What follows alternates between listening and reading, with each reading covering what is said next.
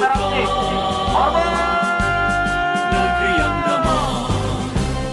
Kementerian Agama Republik Indonesia ikhlas beramal jadi semboyan, layani umat membangun bangsa, ikhlas beramal.